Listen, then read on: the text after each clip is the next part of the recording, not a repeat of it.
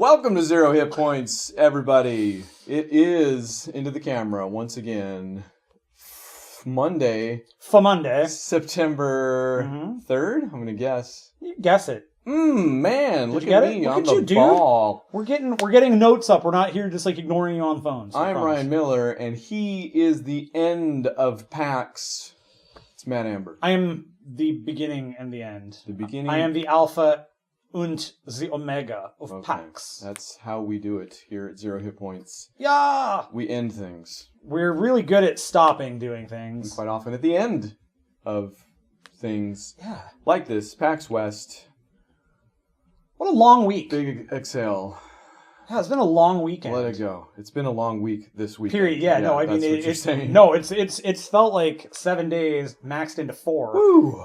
And really 5. I mean, because we were here Thursday, so. Although I gotta say, I mean, check the video. We'll check the replay. Yeah, we can go back to it. I feel like we've been worse on the last day. I don't know. Maybe it's just me. You mean like in the past PAXs, or the last day being yesterday was way worse? Yes. Yes. Okay, good. No, agreed. I'm feeling okay. Like I'm not as dead as usual. You're also not a deadbeat dad, which is awesome. Arguable. Well, again, all right. You're we'll here. Check the replays. We're at PAX, and his kids are somewhere. We don't know. Yeah. They're probably with mom. That's not why you come to PAX, to deadbeat dad for a weekend? That's exactly correct. Bingo. Welcome to PAX, deadbeat Although dad. we had your son on the show. Is that, I don't know if that's more or less deadbeat. That's actually abuse, I think, and probably should be. If he was under 18, would definitely be. If anybody has some CPS connections, maybe you could help us out. Can a 24-year-old be CPS? Oh, yes. Okay, good. Let's do that. Yeah, let's call somebody. Wait, you're going to call him? Why not? You're the one that gets CPS'd when a child... Yeah, that's fine. I like to be on the forefront of things. I want to be... Lots of kids at the show today. Tons of kitty kids cruising the show floor. Which isn't rare. No, but lots today, I think. But I think it was... Yeah, it felt like more than usual. It did, yeah. It was fine. There were some very amusing children. I would be right there with them if I could. There honestly. was actually a super adorable... I assume brother and sister, because they were with one parent, and they were both being carried. And they were, I'm guessing they were about... Or kidnapped. Your either brother, way. sister, or kidnapped. You just grab the ones you think, like, that one looks good, and I'll take you. That's why you cosplay your kids. Right. They were, both of them were dressed up as Ant-Man and Wasp. Nice. Okay. It was super cute. That's good. It was very adorable. Lots of on-point cosplay at the show this weekend, too. Yeah, some really good stuff. My favorite being not really cosplay so much as really it was a puppet kind of tech thing. Somebody was walking around with Crow T Robot, and oh my gosh, it was perfect. And they were amazing. Like they had vocals on them, they talked and stuff, and they looked exactly like Crow, and I'm blanking on the other character's I'm just saying name. Bill Corbett Crow. No offense to Trace Billy. It was right. And who was the other character's name? Because I'm blanking on it. Servo? Tom Servo. Oh, I didn't see the Servo. Oh yeah, they were together. They were like, there was the couple that was doing it. They were walking around with both of them. They were fantastic. And they were both like animatronic. Like they had them going. It was cool. It was very always cool. Good. And if you actually want to see those, head over to the PAX subreddit. There are those people actually made a post thanking people for seeing their stuff, and they actually have a good photo of the work they did, and it's great. Go to Reddit. Quote from Matt Amberg. Yeah. So you know where. Because you want to punch yourself in the face and then kick yourself directly in the genitals. Speaking of PAX. But hey, we have a list of things we did today, as we so often do. We list it. We're listening. Do you want to go? Do you? Gosh. Do you have anything you want to start with before I get into this garbage here? No. Okay. Just want to make sure. Yep, we're good. Wait. No. We did. Mm-hmm. We okay. Went at it a little we went at it a little more laid back. We had another laid back day, let's say. We didn't get up early. We didn't get up early any day. We did not. We usually got one day during the show where we go there like at 7 a.m. and pretend like we're getting a deal. It never works out, because if you think about it, you're like, if I go in and get in the big line at the beginning of the day 2 hours early, I'll save time getting into a line that I really want to earlier on the show floor, where you would just wait 2 hours So it's a lot of 4 hours of sitting on your B. It has never worked out, and still, this is the first year. Actually, we didn't fall for it. So hey, you hardly ever fall for it. I fall for it. So. Yeah, I just don't believe in it. Yeah, fair enough. Why? But it's going to be open. They'll be there. Doubly didn't fall for trying to get into Tetris Effect with the PlayStation app again. Again, they tell you to download the PlayStation Experience and kind of get a reservation. So weird, man. I just beelined to the actual booth and got in I was behind him. I was with you. Wait, you were? Oh, that's right, you were. Sorry. Well, okay. You we ran. Were in line. Yes, I got a little pushed back because I was not rushing to get there. You were not necessarily interested in... you could have, in fact, played Tetris Effect. I could have. But wasn't feeling VR so early in the morning. And on the 4th day of PAX, I can't imagine. I was very... today was very much so a day of... I'm so drained. I just didn't have it in me to do a lot of... Like, this has been an interesting PAX. I think that on reflection, probably on next week's podcast, we will actually get back into I think we'll do a final, a real final reflection on it. Because it's good to have a few days. Because I need a few days, but there have been some weird ups and downs for me this PAX, and they have taken their toll. And one of them, a couple of them actually just being physical. I don't know what I did to my hip. Something in my hip popped, and it has been killing me since Saturday. Could have been the same thing you did to your back. Probably having them is immediately the fault. Problem number one. Yeah, so... Old men at PAX 2018. We're doing it, though! Video games! What do? We play the newest games available. Tetris. Okay, so we did talk about Tetris Effect already. I think the fact that I went back speaks volumes. Also, I don't think I gave enough of a... disclosure the first time we talked about it. Tetris is my favorite game. It's his Miss Pac-Man. Of all time, yes, quite possibly. So I am predisposed to like new iterations of it. Tetris, can't remember the name of it now. Effect. The Tetris World. Tetris World Tour. Ubisoft Tetris notwithstanding. There we go. Let's go with that. So yes, I was excited to go back and see Tetris, but we had a good conversation in line while we were waiting for the first person to get out. And you asked me if it did anything with the VR technically. Yeah. And I got to thinking about it, and I was like, well, if you go through the whole game, because nothing that I remembered was enveloping me from behind. Like, I didn't get the feeling that I was missing anything on the periphery while playing that game. Yeah. So when we talked about it, I was like, well... that's got to be something, because I'm playing the first level of the beginner path. And I didn't mention this yesterday, but there's a beginner path, and it's beautiful and whatever. But I didn't remember anything on the periphery like that. So I was like, well, that's got to happen as you become more engrossed in the game, maybe as you go down the path. Otherwise, it's a huge missed opportunity. It might be a huge missed opportunity. There is what the girl at the booth called a flat version of it, and that you could play that at the show too, although I did not. But I'll say this much. If they don't do something with that, that's a bummer.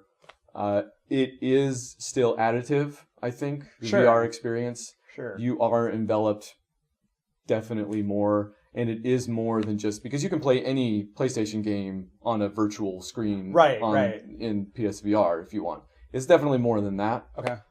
And I still think the gameplay aspects and that the signature of the designers... gosh dang it. I had a whole day to learn his name. That's not true. I had several years to learn his name.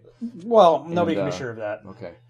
But that signature is still there, and that is still worth it, and that is still, like I said, additive in a VR environment. So...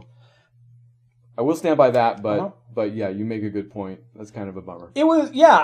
I didn't realize, because when you talked about it, I legitimately thought you were looking up and you had 3-dimensional bricks coming down, and that you were like, and then you said that, and I was like, you're like going like that, and then if you have to twist them, you use both. Like, that made sense to me. And then we got there and I looked at it and I'm like, oh, it's 2D. It's just Yep. And then I did a little bit of digging and found that it seems like the kind of, even the name even is kind of evocative of what they're trying to accomplish.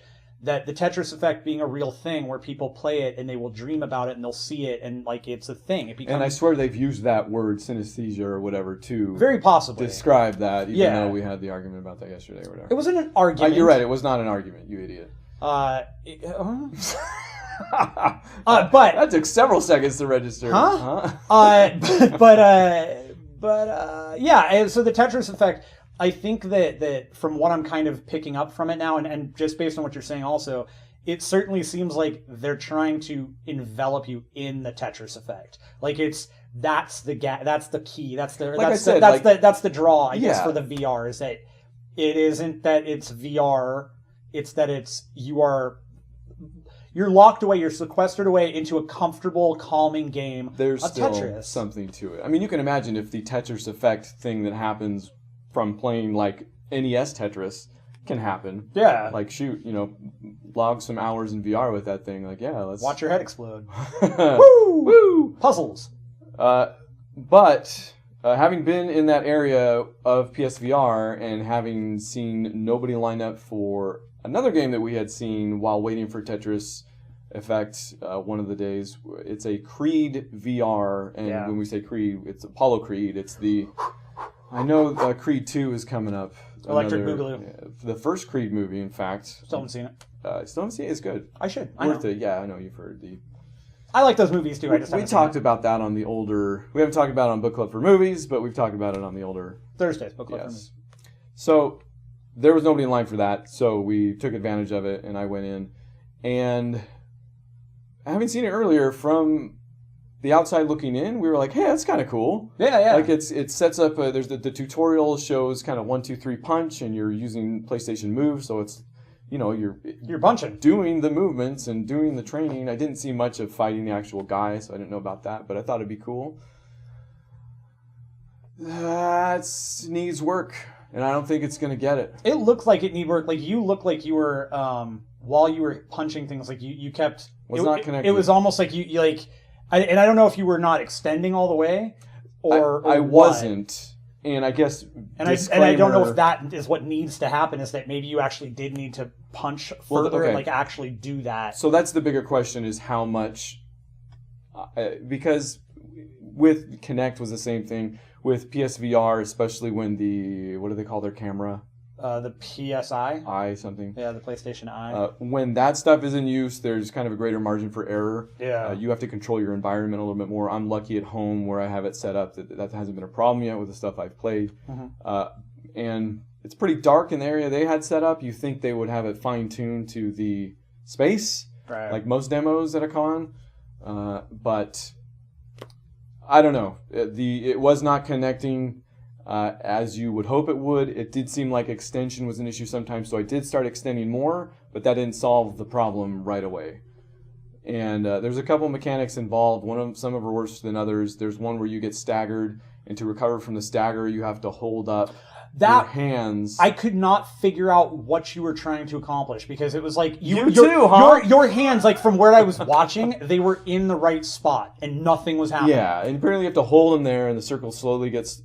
But it totally breaks your flow, is what it is. Yeah. The other mechanic is when you get knocked back, you put the things, and that's actually kind of cool, because you get knocked, it's like an out-of-body thing. Like, you get hit so hard that you get knocked, like, back into a dark space, and you're kind of looking at the ring from far away, and you have to hit the thumb buttons on the move and start running. Like, start moving your hands like you're running, and then you're, like, running back into your body. And then when you get to the spot back in your body, it's like full force you come in, and I think you hit, or you can hit from there. So that's a really cool effect, a really cool feeling. It was cool looking too. Like I saw it and I was like, that was pretty rad. But when this thing for recovering from a stagger, this is not good. Totally broke your flow. So I don't know. Do it. If that thing is more than a cash-in, I guess it might get some work. It's coming out this year, so I really doubt it. I'm guessing that. I mean, maybe they'll patch it, but then again, maybe it was also just kind of a bad demo, because I could see that. Like, you were definitely making contact, and there were plenty of times when you were doing it, and I do have to just wonder if maybe you just didn't have the force. Very possible. But all possible. Definitely full disclosure there. After you did that, I actually, and while you were waiting and stuff, I actually cruised back over to the tabletop spot, Shadows of Brimstone. That's a game I've been wanting to play for a while. and they did have demos going all day. The timing on that was just not happening. They were going to be long demos, like 45 minutes to an hour. And while the game looks like a lot of fun, they were kind of constantly packed. And while I probably could have snuck in somewhere, that booth was really small. And getting in there for a demo when people were just kind of hovering around the outside and there was already a full table of people sitting where they could still have more people, it was like, I just can't. Right. So I was bummed out by that because the more I look at Shadows of Brimstone, the more I'm interested in it. So if any of you guys out there, or girls, or anybody, have played that game, let me know. I want to know how it feels. Like, do you enjoy it? Is it good? Because it looks like a lot of fun. I like the premise of it. Just kind of want to know. Speaking of which, we're in the chat, so you can literally let us know right now. Frankinator Gaming, if you're out there, let us know. I know you're a board gamer. We didn't know Bendy in the Ink Machine today, but shoot, you're no ending in ink benders. You're welcome to hang out. The mind bending inkers. And then we made a mistake of sorts. I mean, I forgot about this. What a weird freaking roller coaster this next thing was. Ninjago.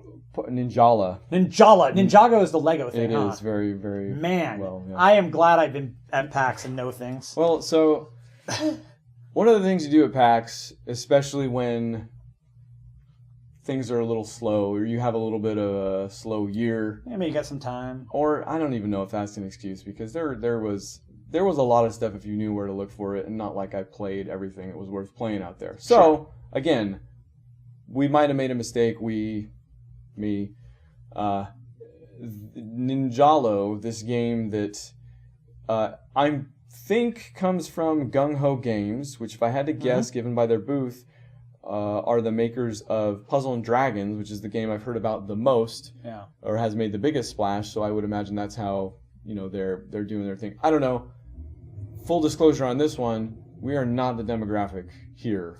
This game is not made for us. They do not. I mean, I'm sure they would love it if we got into it, but they're not necessarily courting us. No, this is definitely. I would almost argue that this is at the same age group, or maybe slightly lesser than Splatoon.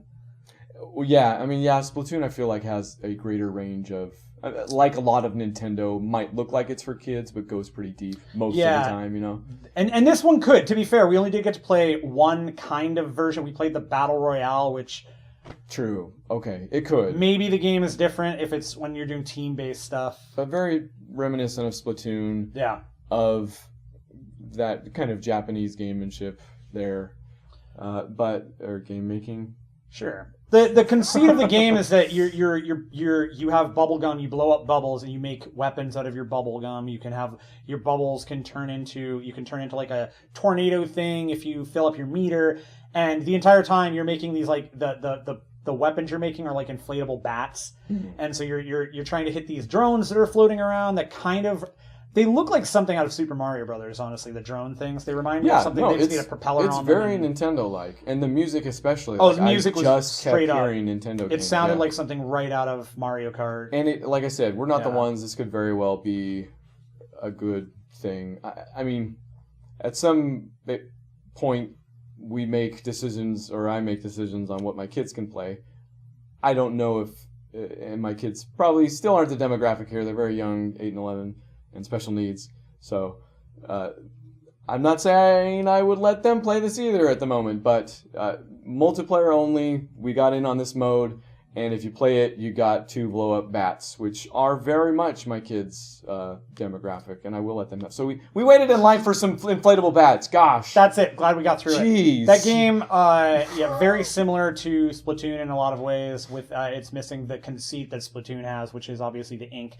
But it looks very similar. The characters look exactly like the ink. It didn't feel horrible, actually. Getting your hands on it, like I didn't feel... I mean, it's melee-based, which is not my thing, so...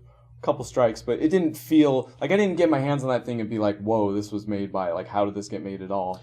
Like, it felt fine. It was felt okay. Good. Yeah. You know what actually frustrated me more about that demo than anything was, I don't know if, so we were only doing 4-player Battle Royale. You could do 8-player, that's on there, but they were doing 2 booths of 4-player.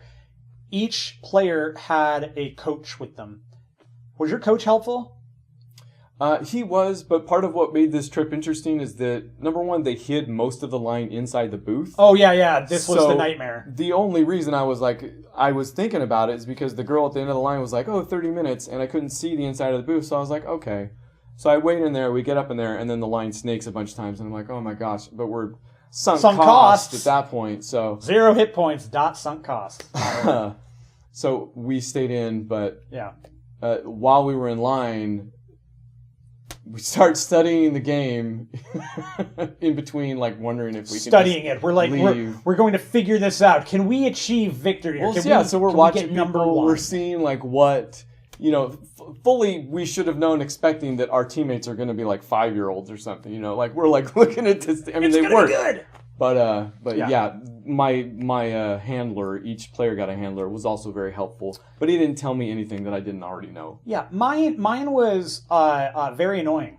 Oh. And constantly in my ear. Oh. And constantly, don't do that, do this, don't do that, press this button, do that. And I'm like, the entire time I'm sitting there going, I completely now understand how much my wife hates me. Like, it now all makes sense why my wife does not like for me to be near her when she plays a game at all. Oh, yeah. Because I've learned. I did learn this a long time ago, and I stopped a long time ago. I don't correct. I don't offer anything. I wait for her to ask. But now I understand why I wanted to throttle the person next to me, because every time she'd be like, "Use your super."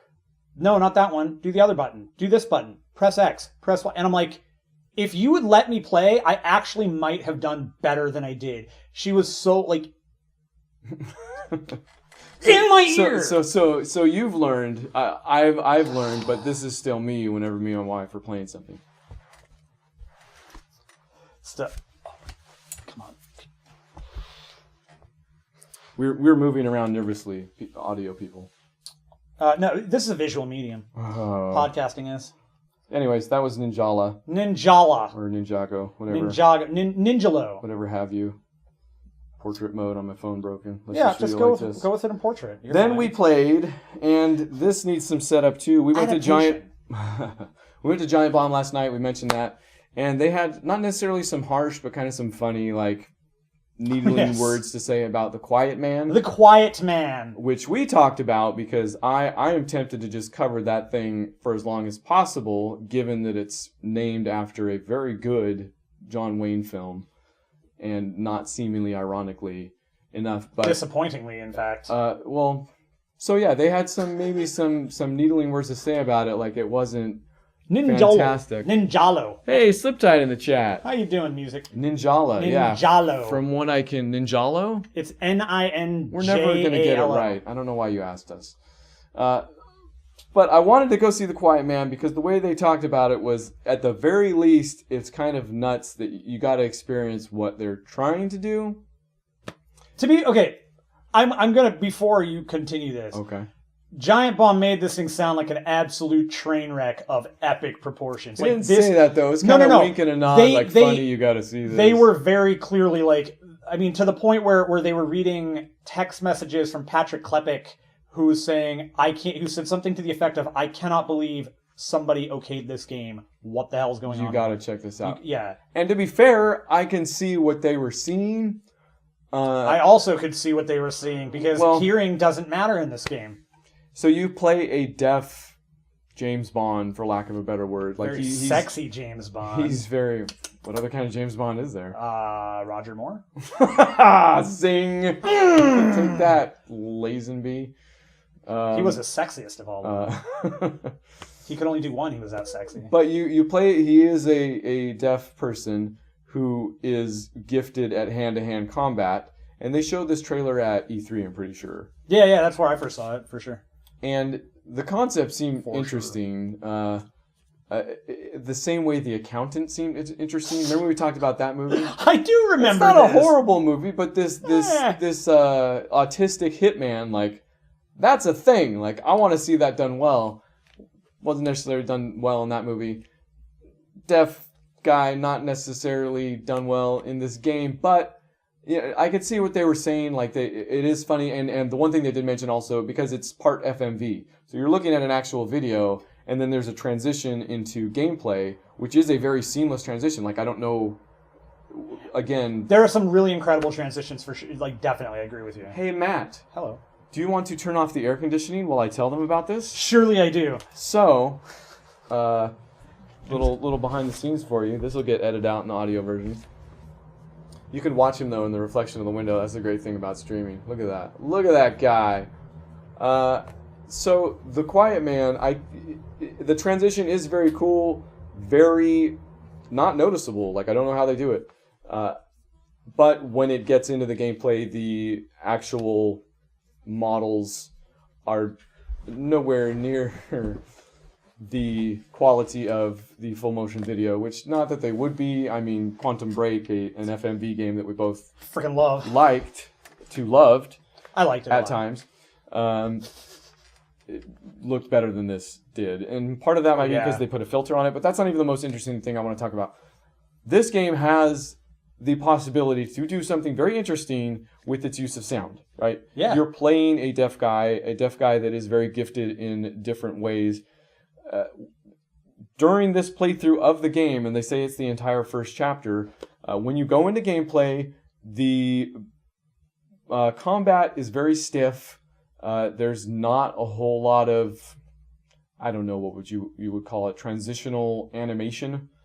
Yeah, there was like those combat moves were stiff, and there's no connection. You're just like jerking from one move to the next, and then when it gets into one animation, it's kind of cool. And it doesn't tell you what combos are, but I did kind of work out some combos. At one point, I found out you can grab the guy, and you were on your phone doing something. So I grabbed the guy, and then you just wail on him, and you do like a couple up top and a couple down low, and I found out he just never dies. So I sat there doing that for like 3 minutes, just looking at you like this, and then finally you look up, and I'm like, check this out, and I just keep doing it. The girl behind me is going nuts, like either thinks I'm the biggest psychopath in the world, or she realizes this game is excellent for $15 and definitely wants to purchase it. The Quiet Man. But the game starts FMV, completely normal sound. You go into the battle mode, and there's no sound except for some kind of hits and stuff. And as their contact is being made and the enemies hit the environment, these splashes of light go off. And like I said, there isn't a filter that makes the character models look even worse, so that's kind of a bad idea still. But then it goes back into a cutscene, and even the girl at the booth said this thing is 99% or 90% cutscene, 95% 5% action, 5% gameplay. There's no more sound. Like, the sound is just out, and they don't adjust the cutscenes. Like, it plays like a normally filmed thing where people are talking and things are happening and being shown, and it's not even like a human voice mumble in the background. It's like it almost sounds, it's not computer, but it's just like a word. You can't make anything out. No, it's like I can't even reproduce it. But it's not completely silent, which I think is probably good. But but you can't hear a darn thing about what's going on. So, and one of the girls at the booth did, like, while you were playing, she was like, "Yeah, we all played this, and we did not understand what was going on because we couldn't hear anything."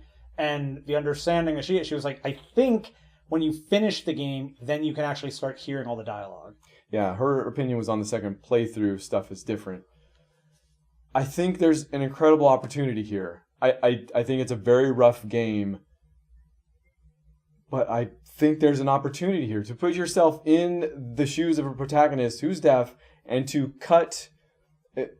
It's still rough because, like I said, there's no adjustment. Like, there wasn't anything I could use that would be kind of evocative of reading lips or something like that. Right. Because, yes, I understand that deaf people cannot hear, but they have adaptive... Good. Yes, I'm very, like I said, burdened with knowledge. Perception levels are just through But the roof. they're adaptive in a way that you really want people to understand, I would imagine. You know, like that really puts you in their shoes. And if it's just you play the game the second time through and then the audio's there, that's not enough. That's not...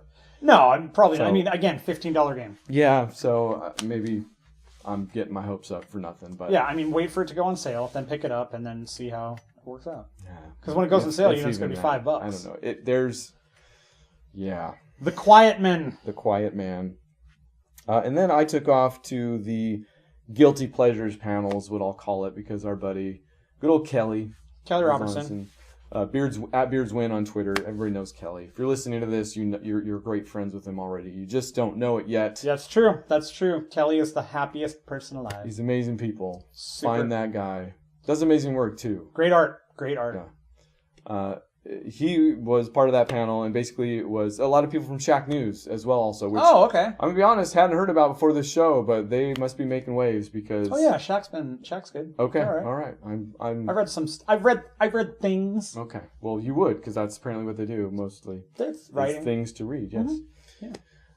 But I'm sure they do a bunch of video content. I'm going to go to the website later. How about that? Let's just calm down about the internet. So they were there, and Kelly was there, and they all talked about games that were kind of their guilty pleasures. Games that everybody else would say are bad, but they're kind of embarrassed that they still liked. Completely fun panel. You nailed it, guys. Thank you very much. And Kelly, good to see you, obviously. So that's pretty much that panel. You weren't there. I was not there. Yeah. What was Kelly's guilty pleasure? If I could only remember the titles of any of the games. A Boy and His Blob. There was a Barbie game. No, it was a Japanese import. Of course. That Puyo Puyo Tetris? No, that would be number one, not a guilty pleasure. And still at my house. Good game. Yeah, you do have my copy. Yeah, It's okay. You can keep it as long as you want, as long as you play it. I got to do it. Okay. It's Tetris. I should. It is. It's good Tetris too, and Puyo. What are some of the games that were guilty? Yeah, see, exactly my question. What are some? There was a Barbie game that was. This is Sliptide in the chat. What are some of the games that were guilty pleasures? There was a Barbie game that was one of them. It was kind of a dollhouse game. The rooms did different things. One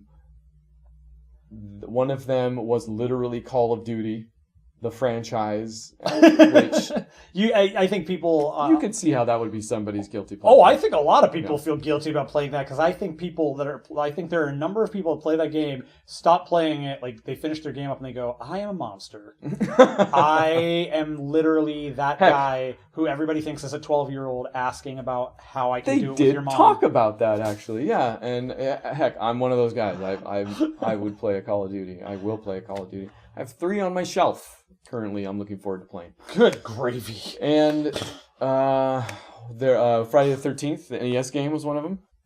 I don't know why that would be a guilty pleasure. It's a terrible game. It's not like there's nothing pleasurable. That's why. I mean, the thing is, like, I don't know how anybody enjoyed playing that.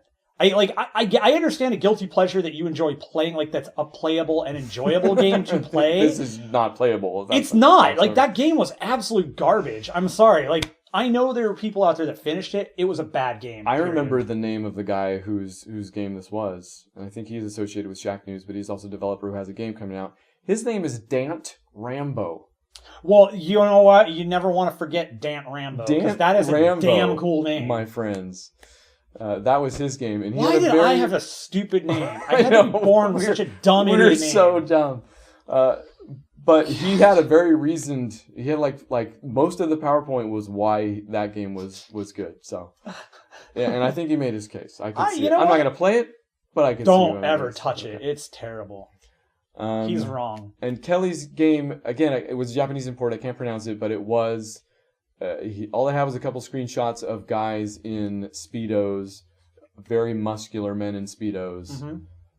And I'm not positive what kind of a game it was. Muscular Men in Speedos. Yeah, the video game. I'll change the tagline on the website tonight, my friend. Thank you. Good. It's like Police Academy 5, Assignment Miami Beach. And then, you weren't here for this either. But wherever, when am I ever? I knew I wanted something. I wanted to bring back something from the Devolver booth.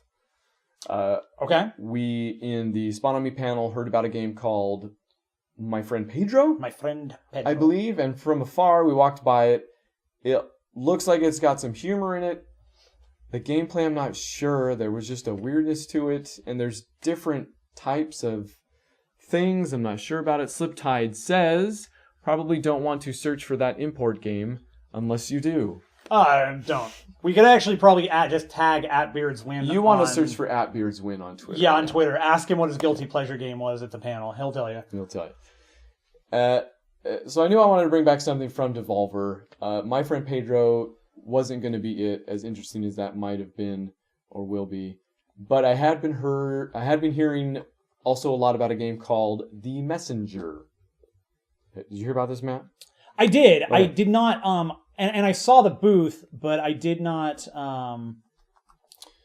The Messenger is a complete homage to Ninja Gaiden and games of that sort, but really Ninja Gaiden for the NES, right? The sprite and gameplay just completely evocative of that. Okay, that's cool. I love those games. Bad at them. Loved them. Yeah, no, it's you can evoke that anytime you want. I upon seeing it wanted to make sure that I didn't just come back with this game looks like Ninja Gaiden and I like those games. But that's all he came back with. Moving on. So 2 things. Okay. It has a skill tree, number 1. So it's kind of RPG-ish in that way, and the upgrades seemed meaningful and fun. Okay, upgrades. You're gathering gems as you go, which I think you do something of the sort in Ninja Gaiden games, but I don't believe they go towards like score or something. I don't think they do a whole lot of... Yeah, I don't remember there being any upgrade packs or that or anything. But maybe so that was cool. That's a welcomed addition, and I think it'd be lots of fun. Number 2, the humor, which you'll get on a Devolver game. Of course. Often. Landed. There was lots of good stuff, and some of it was specifically written for the demo. That's rad. Yeah, so they would get to a shop, and the shopkeeper would be like, okay, I'm going to throw like 7 things on you right now that are going to be too much for you to handle. And then the character's like, why would you do that? And then he said, I was told you only have a limited amount of time to play. And then it would go back, and that happened a few times. That's and funny. Every time it happened, I laughed. So. I like that. There's a couple more environmental mechanics where it's switching between realms, it seems like, and water, so you're doing different things. So it's Ikaruga, but as Ninja Gaiden? Kind of. It's more like Guacamelee, or maybe a little bit more recent Metroidvania. There have been a couple that have done that. Like, what was the one we played? Oh. Does Dead Cells do some of that too? No. Oh, fair enough. All right. I would call that a roguelite still. I don't know. Dead Cells definitely is. Speaking of which, say words. When we get back at this, tune in. Matt's going to talk about Dead Cells like you wouldn't believe, because he's been on it. I am. Okay. So, those look good. The Messenger looks good. That's cool. Yeah, there's more to it. I didn't know what the Messenger was, and I don't think I realized it was a Devolver game either, which may have actually increased my interest in it. But now I'm way into it. Like I will check that out for sure. And then I'm sorry, you were still out, so I was out cruising around on my own, which is why I'm going to talk here for a little bit. Good. But this won't last much longer. Oh, good. Walking around the Indie Mega booth, I got encouraged to play a game that looked cool called Light Fingers. You got badgered into it, didn't you? No, I was hanging out at booths just watching stuff, and it was towards the end of the day on Monday. So there was a lot of, you want to play? There's nobody here. And I was trying to still cover some ground. You want to play some games? Yeah, pretty much. I got Carnival Barkered into playing Light Fingers. Beautiful looking game. It's a 4-player board game like. You are thieves, basically, like fingers. And you are rolling the dice. You'll get a certain amount of moves.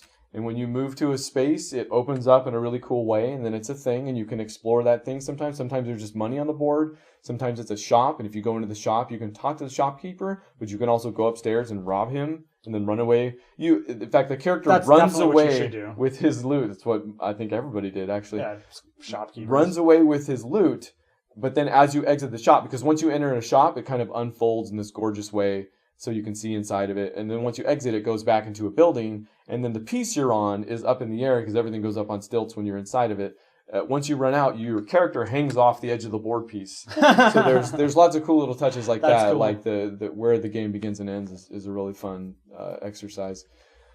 But there's this thing where you find dungeons and you can go in the dungeons and then you can try and run the dungeon while the other 3 players are operating obstacles to keep you from getting to the end where you will get loot, because whoever gets the most loot and brings it back to the base without getting captured by the guards wins the game. Winning the games. So, big problem, and I don't know if it's purposeful, I don't know if it can be fixed, because it's not this game, it's just an option they've included in this game.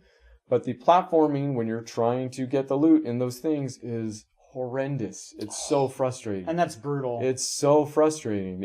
Which means, one of the guys did get to the end, so good for him. Maybe this is just me.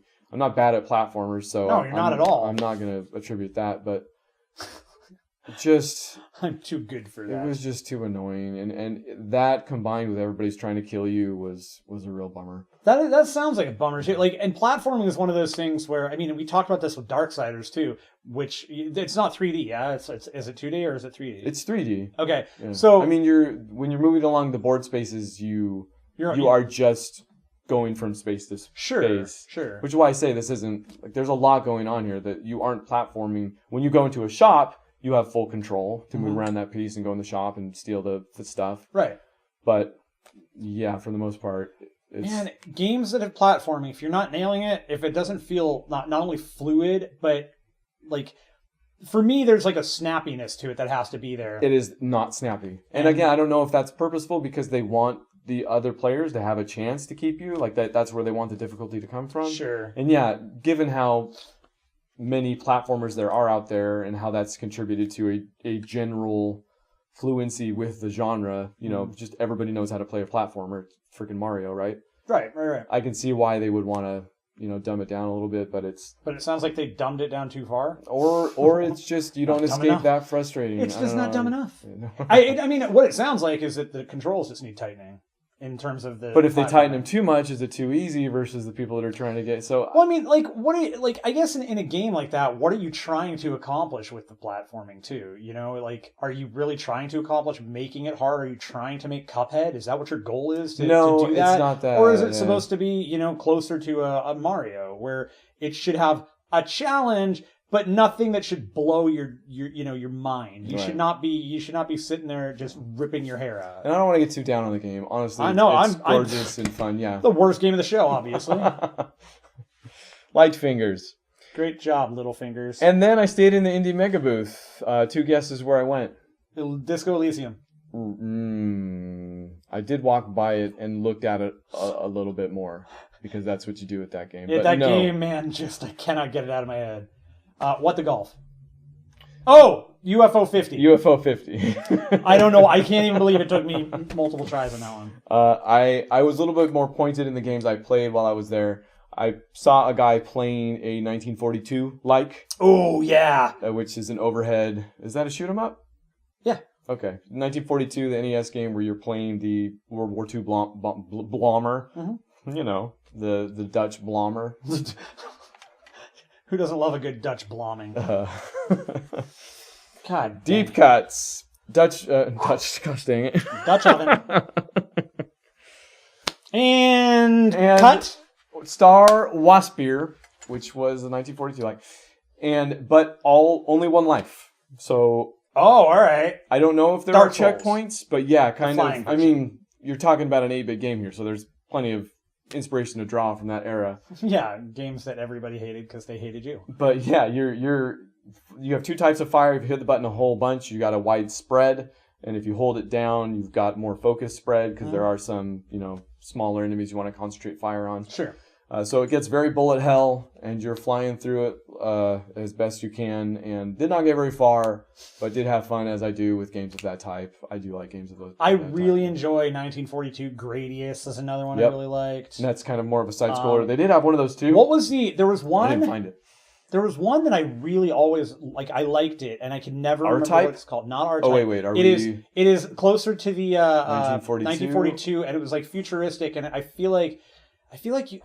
Futuristic 1942. Was there a cabinet of it? There was. Yeah, and it came out on Xbox Live too at one point. You're talking about Ikaruga. Not Ikaruga. It's an actual old 80s game that really existed. I'll have to look it up. I'll find it. We do have to look that up. Yeah, but I really liked that game, and it was similar to 1942. It was something we'll look up later. Yeah. We'll get there. We'll talk about everything I'm trying to talk about later on. After the show is when I'll look it up and we'll talk to him and we'll figure out what the name is. Until then, we'll just not worry about it. We'll just move forward. And then I was excited to find Mortal 2, the Confederacy of Nilpis.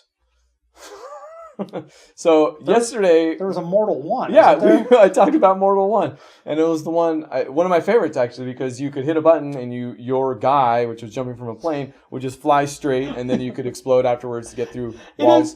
I need you people to understand how funny it looks. It looks because really good. You have this, like, you jump out and there's a parachute and you've got this pixelated dude and then you just suddenly become a bullet that goes like, head first into a wall. It's really good looking. It's so funny. And what I didn't mention with that game is that you have 99 guys.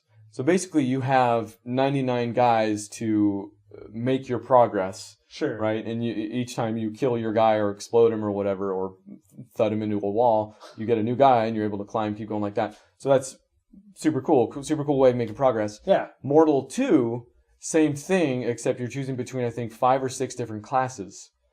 So, and it's kind of more of an RPG layout. So I choose the warrior, kill a couple enemies, and then get so far, and then get to a pit where I realize, well, I can't. Like, he doesn't have the skill set to do this. So I kill him, and then I choose I can't remember his name, but he had a gun. And McCree. Yes, I was playing Overwatch.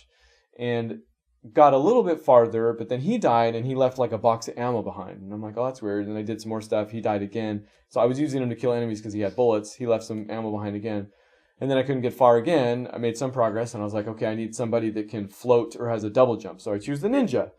So Ninja has some throwing stars, and he can do a double jump, so I get a little bit farther, and then I realize when I'm throwing, I have 5 ninja stars, and then I realize if I walk by one of the ammo boxes that dude dropped, it refills my ninja stars. Sure. So I didn't get that far into it, but it becomes this thing where I realize you're choosing different classes to do different things, to then use different classes to then make more progress, and again, you have 99 guys. So it's not analogous so much as it is what it's reminding me of this is very Lost Vikings.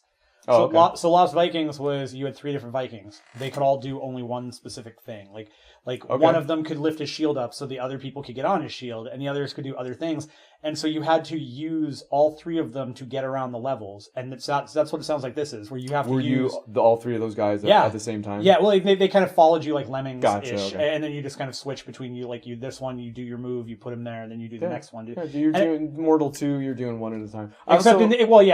You're still one at a time in that game. You make the choice. I got you. It's similar, like, instead of having to kill the character and bring somebody back, they're just there and they can do their thing. Also, I love the idea that there's sequels to previous games in there. Like, oh yeah, that's awesome. The whole really thing, funny. like, they got Mortal 1 and Mortal 2 in here. That's awesome. Really cool. UFO 50. Double check it. Well, and then I played one more game from UFO 50 called Quad Check. Seaside Drive. And you play Outrun? a car. A very Outrun feel to it because there's one street on the bottom. You're only going back and forth on the street. But if you hit A to accelerate and then hit B, you drift. So you just turn sideways, kind of like Outrun. Sure. Looks sometimes. But then you lose speed. But as you lose speed, the meter on the bottom goes up so that you have the strongest guns. There's 3 levels of guns. So you accelerate up, you drift back, and then you have the guns, and then you're shooting with your directionals, I believe, and trying to shoot, like, there's helicopters coming at you and other cars. So you're dodging bullets while you're speeding up and then drifting back. It was another really good one. That sounds awesome. This game is UFO 50. Sounds like it's a must get. Yeah, it's looking. Do we know what is that coming out on all platforms? I don't know. Is it and just it's still PC? 2019 from what they said. Another thing to look up. Freaking losers. We're bad at this. Us not knowing things. That's not true. We were coming from PAX. We're bringing information that was at PAX. Okay, at that, we're bad. So we are. That was pretty much it. I had one more game I wanted to try and make. There was one that was kind of making waves at the show that we heard about from numerous people. Yeah. It's called Untitled Goose Game. Mm-hmm. And it's made either in conjunction with or by some of the people or friends of Campo Santo who made Firewatch. They were sharing a booth, and that game I wasn't able to play because the line was already capped and it was over with. But I watched it for a good 10-15 minutes, and it really is brilliant at capturing the absurdity of geese. It's my number one thing that I want from video games. It's pure style and animation, but the way the goose walks... You're a goose that has a list of things to do. Goose. We'll do the goosing later. I don't have a good joke. It's late. Come on, give me a break. Stay in PAX. We're dying right now. You are a goose at a farm, and you have a list of things to do. You've written it down. Organized goose of sorts. Well, yeah. I mean, you don't just go free goosing. That's ridiculous. You're a pro goose. You don't amateur goose. These episodes don't have titles, but free goosing is going to be, it's going on the back burner, in the hopper, I don't know. All right. But the way they capture the way the goose moves, and also the farmer, because there's a farmer there, and on your list is stuff like, I think, get the farmer wet or something like that. I can't remember. There's like, have a picnic. Yeah. You can do two things. You can grab stuff with your mouth, and you can honk. And both of them seem true to life. Like, I swear, geese at the park do this, right? They just sit there and honk. Oh, yeah. And if you try and flutter them away, they'll just hang out behind you. Oh, they'll just get mad at you. They'll spite you. They'll stealth play behind you. Oh, yeah. You'll be doing stuff, and they'll just hang out behind till you forget about them. Same thing with this freaking farmer. Like, you can hang out behind him, and then if you honk, he'll turn around and be like, what? And then he'll kind of go after you. So, but it's just so... And the farmer has this whole, like, perfect indifference about him. Like, if you honk, he'll try and figure out what the heck's going on. But if you, like, pick something up, he'll get that thing in he has a little thought bubble, and then he'll be like, and he'll go and get it from you like, stupid goose. Like, and if you get too close to him, you'll do the flutter thing and go away from him. It's indescribable in a way, but I can see why people are into it. Yeah, I watched a little bit of it myself. Not as much as you did, but I saw a number of those things, and I don't know where the idea came from. I want to know what that session was where somebody was like, hey, what if? Okay, you're a goose. It's win-win, because either that happened or somebody went to the park and saw exactly how geese, gosh dang it, goose geese act, and went, oh man, I'm literally watching a semi-stealth walking simulator. I don't know. It's just weird how it's it's an Untitled Goose Game. I hope it never gets titled, because you can't title that. What do you got to call it Untitled Goose Game? It's because it's just mimicking real life. So yeah. What are you going to title it? You don't want to title it Goose, because then you're going to get into it with the Paramount Studios about Top Gun, IGN and whatnot. Yeah, and then you've got Fun Goose on Twitch. It's a whole thing. There's lots of geese out there. Oh, that's it. That is it. PAX 2018. That's it. We did it. It has come to an end. We did it with the help of so many people. Yeah. That we owe all of our thanks to. I love doing this. I don't want to speak for Matt. Thank you. I appreciate that. And I love you guys. So Matt's going to tell you who you are. Yeah, I could go through a few, but you made an actual list. I have a list. You mentioned Kelly. Yeah, I like coming to PAX. I do. I truly enjoy it. I truly love seeing so many people and talking to developers, and you know, it is as I've been coming to PAX for so long. It stopped being about games years ago. You know, games are I love video games. We love video games. That's why okay. That's a huge part of why we do the show. It's not that we just have a passing interest and we're like, hey, 51%. We should talk about video games like we know something about them. We love them, and yet we know nothing about them, as has been evidenced by thousands of shows. But PAX has, it's this, like I said, it has its ups and downs, and there were more downs this year for me personally on very different levels than in some years. And if you want to hear us talk about the evolution of the con, I think we went through that on day 2. I think so. Kind of snuck it in. And I think, and again, I think we're gonna. I think next Tuesday, the Zero Hit Points podcast drops every Tuesday. Check that out. ZeroHitPoints.com. I think we're gonna do another. We'll do We'll have some look backs. Yeah, we'll have the look back, and because like a lot of this was great.